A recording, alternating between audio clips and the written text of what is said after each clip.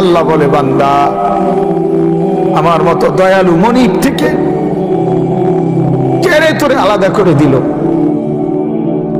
মা গাররাকা,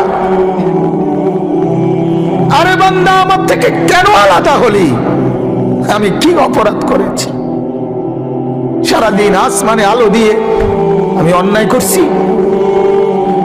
আজ আবার রাতের বেলা ঘুমের পরিবেশের জন্য অন্ধকার করে দিয়ে আমি অপরাধ করছি? মা গাররাক, এই যুবক, তোমার কাছে তোমার মালিক অপরাধ কি করছে বল না বেটা, বল। কেন সেজদা করলি না ভাইয়া?